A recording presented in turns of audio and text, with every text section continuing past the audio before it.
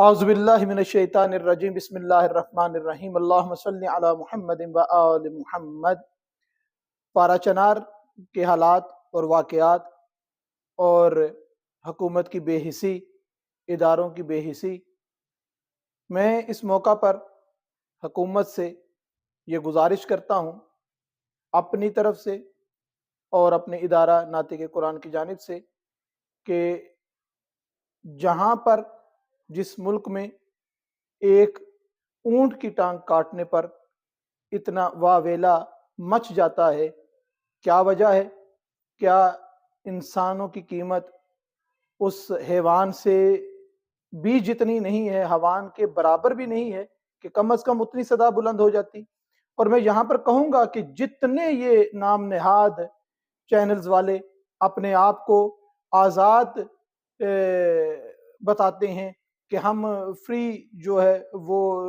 مسائل پر گفتگو کرتے ہیں، فری جو ہے ہم کسی کے دباؤ میں نہیں آتے، ہمارے چینل کو سبسکرائب کریں، ہمارے چینل کو لائک کریں، ہمارے چینل کو شیئر کریں۔ ہم حقیقت سے جب تک مولانا شہنشاہ نقوی صاحب اور دوسرے شیعہ علماء نے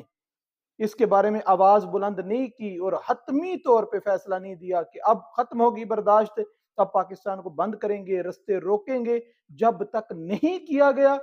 کسی سوشل میڈیا پر پارا چنار کے مظلوم مسلمانوں کی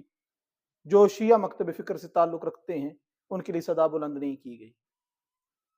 یہ تمام ڈرامے بازیاں، یہ تمام ڈھونگ ہم دیکھ رہے ہیں کہ یہ جو تمام سوشل میڈیا ورکر ہیں یہ کتنے بے حس ہیں۔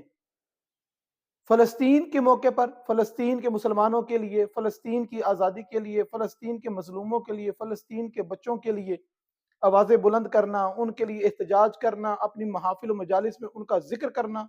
مگر پارا چنار کا جو آپ کے ملک میں ہے، پاکستان میں موجود ہے، جو ہمارا حصہ ہے، اس کے لیے آواز بلند نہ کرنا، اس کے لیے بات نہ کرنا، اس کے مظلوموں کے لیے گفتگو نہ کرنا۔ وہاں کے بچے کیا وہ انسان کے بچے نہیں ہیں؟ وہاں پہ بچوں کی جو شہادتیں ہو رہی ہیں بھوک سے، سردی سے، علاج معالجے کی کمی سے، یہ میں اپنا احتجاج ریکارڈ کرواتا ہوں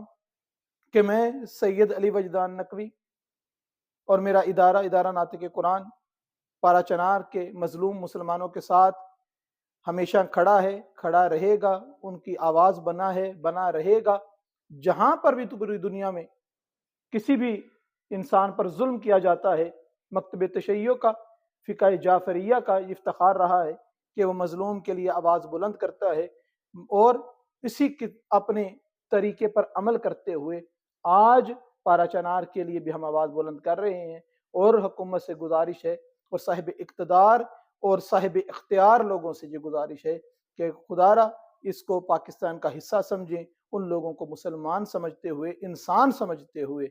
ان کی مدد کریں اور ان کی جو مشکلات ہیں وہ دور کریں۔ میری دعا ہے کہ پروردگار پارا چنار کے تمام مسلمانوں کا حامی و ناصر ہو، ان کے ظلم کرنے والوں کو پروردگار نیست و نابود فرمائے، اور ظلم کرنے والوں کے جو ہینڈلرز ہیں، جو مددگار ہیں، جو ان کے سہولت کار ہیں، خدا انہیں تباہ و برباد فرمائے۔ وما علینا الا البلاغ المبین۔